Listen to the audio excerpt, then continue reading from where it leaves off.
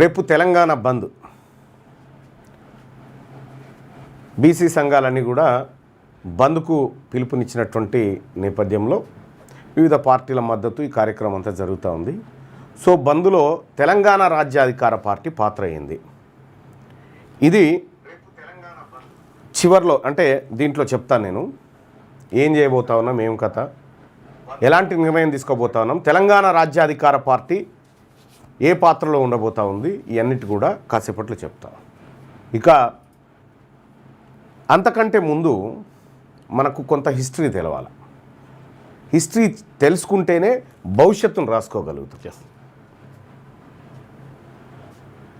ఈ 9 జీవో ఏదైతే ఉందో, జీవో నెంబర్ 9, దాని కాలక్రమేణం అంతకుముందు జరిగిన కార్యక్రమాలు ఈ అన్నిటి మీద చేస్తూ ఉన్నాం. ఇక దాని గురించి మాట్లాడదాం.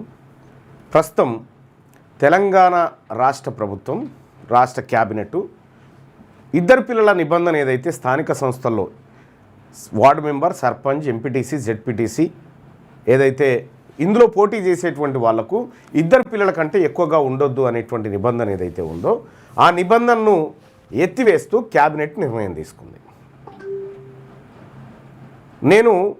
మీరు చూసుంటారు వీడియో, నేను శాసన మండలిలో ఆ తర్వాత అనేక సార్లు ఈ వేదిక మీద ఈ ఇద్దరు పిల్లల నిబంధన ఎత్తివేయాలని పోరాటం చేసిన. ఓవైపు బీఆర్ఎస్ పార్టీ ఆందోళన చేస్తూ ఉంటే కూడా నేను చైర్మన్ గారి దగ్గర అనుమతి తీసుకొని నేను శాసన మండలిలో మాట్లాడినటువంటి మాటలు మీ అందరికీ తెలిసిందే. నేను ఎందుకు మాట్లాడుతున్న ఆ మాటలు అనేది అగ్రవర్ణం వాళ్ళకు తెలుసు. నేను ఎందుకు ఆ మాటలు మాట్లాడుతూ ఉన్నా అనేది అగ్రవర్ణం వాళ్ళకు తెలుసు, అగ్రవర్ణ పాలకులకు తెలుసు, మన నాయకులకు అప్పుడు తెలియదు. వాళ్ళకంటే 10 రోజుల ముందే నేను వాళ్ళ కుట్రను పసిగట్టి వీళ్ళు ఏం చేయబోతా ఉన్నారు, మనం ఏం చేయాలనేటువంటి డీప్ థింకింగ్ చర్చని నేను నాలో నేనే చేసుకొని దానికి ఒక పరిష్కారాన్ని తీసుకురావాలని చూస్తాను. ఈ క్రమంలో లైవ్ చూస్తున్నటువంటి ప్రజలారా, మీ ముందు కాసేపట్లో ఒక ఆప్షన్ పెడతా. అది ప్రజలకు ప్లస్ తెలంగాణ రాజ్యాధికార పార్టీ కార్యకర్తలకు, యాక్టివ్ మెంబర్స్కి. ఇది మహేష్ కుమార్ గౌడ్ గారో, లేకపోతే కేటీ రామారావు గారో, లేకపోతే రామచంద్రరావు గారో వీళ్ళు మద్దతు ఇచ్చినట్టుగా కాదు. తెలంగాణ రాజ్యాధికార పార్టీ మెజారిటీ ప్రజల నిర్ణయం మేరకు పనిచేస్తుంది. సో దానికి సంబంధించి మీతో మాట్లాడతా కాసేపట్లో. కానీ ఏం జరిగింది, ఇప్పుడున్నటువంటి నాయకత్వం ఏం చేసింది, మనమేం చేయాలనేటువంటి టాపిక్లోకి పోయే కంటే ముందు ఇద్దరు పిల్లల నిబంధన పైన, ఇద్దరు పిల్లల నిబంధనను ఎత్తేయాలని చెప్పి నేను శాసన మండలిలో మాట్లాడినటువంటి మాటలు ఒకసారి చూడండి. నిబంధన ఏదైతే పెట్టుకున్నామో సార్, కేవలం మన రాష్ట్రం పెండింగ్ లో ఉంది. దయచేసి అక్కడ పెట్టొచ్చు ప్రభుత్వాన్ని రిక్వెస్ట్ ద్వారా కన్సిడర్ చేయాల్సిందిగా కోరుతా ఉన్నాం సార్. వాళ్ళకేం లేదు బీసీల విషయంలో సార్, ఇద్దరు పిల్లల నిబంధన ఏదైతే పెట్టుకున్నామో సార్, కేవలం మన రాష్ట్రం పెండింగ్ లో ఉంది. దయచేసి తమరి ద్వారా ఈ రాష్ట్ర ప్రభుత్వాన్ని రిక్వెస్ట్ ద్వారా కన్సిడర్ చేయాల్సిందిగా కోరుతా ఉన్నాం సార్. వాళ్ళకేం లేదు మీడియాలో వాళ్ళే బీసీల విషయంలో సార్ కొద్దిగా నేను రిక్వెస్ట్ చేస్తా ఉన్నా బీఆర్ఎస్ పార్టీని, అన్న ఇది మనది, మా బీసీలకు సంబంధించినటువంటి అంశం, మీరు దయచేసి ఇద్దరు పిల్లల నిబంధన ఎత్తేయమనండి అన్న. ఇద్దరు పిల్లల నిబంధన ఎత్తేయడానికి మీరు మద్దతు ఇవ్వాల్సిందిగా కోరుతాం. ఆ ఇద్దరు పిల్లల నిబంధన ఎత్తేయడానికి ఇప్పుడు రాష్ట్ర ప్రభుత్వం ప్రకటన చేయమని డిమాండ్ చేయండి అన్న, డిమాండ్ చేయండి అన్న. రాష్ట్ర ప్రభుత్వం ఇది ఎత్తేయమని డిమాండ్ చేయండి అన్న.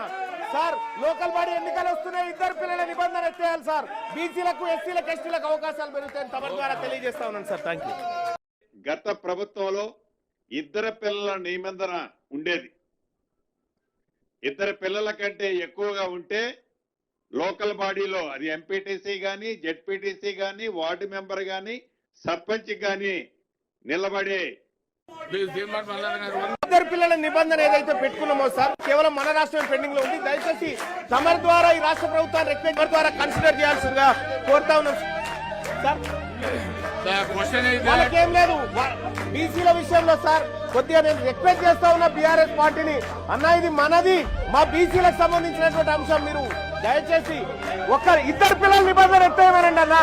ఇద్దరు పిల్లల నిబంధన ఎత్తేయడానికి మీరు మద్దతు ఇవ్వాల్సిందిగా కోరుతాం. ఆ ఇద్దరు పిల్లల నిబంధన ఎత్తేయడానికి ఇప్పుడు రాష్ట్ర ప్రభుత్వం ప్రకటన చేయమని డిమాండ్ చేయండి అన్న. డిమాండ్ చేయండి అన్న, రాష్ట్ర ప్రభుత్వం ఇది ఎత్తేయమని డిమాండ్ చేయండి అన్న. సార్ లోకల్ బాడీ ఎన్నికలు వస్తున్నాయి, ఇద్దరు పిల్లల నిబంధన ఎత్తేయాలి సార్. బీసీలకు, ఎస్సీలకు, ఎస్టీలకు అవకాశాలు పెరుగుతాయి. తమ ద్వారా తెలియజేస్తా ఉన్నాను సార్. Thank you. నేను అంత బలంగా ఈ ఇద్దరు పిల్లల నిబంధన ఎత్తివేయాలనేటువంటి అంశాన్ని ఎందుకు అంత బలంగా పట్టుకున్నా, ఎందుకు ప్రభుత్వంతో, ఎందుకు శాసన మండలిలో ఎందుకు అంత స్పష్టంగా కొట్లాడినా అనేది మరి కాసేపట్లో మీకు అర్థమవుతుంది. ఇక్కడ నేను ఇదే ఇద్దరు పిల్లల నిబంధన అంశాన్ని ముఖ్యమంత్రి గారు శాసన మండలికి వచ్చినప్పుడు కూడా ఆయనకు ప్రతిపాదించిన సూచన చేస్తే ఆయన కూడా మాట్లాడండి ఈ మాట.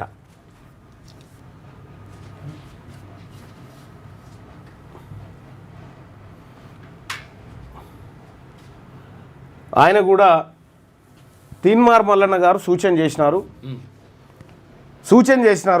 మల్లన్న గారి సూచన నాకు మంచిగా అనిపించింది, ఈ నిబంధన ఎత్తేయాలని చెప్తా ఉన్నాడు అనేటువంటి మాట ఆయన చెప్పడం జరిగింది.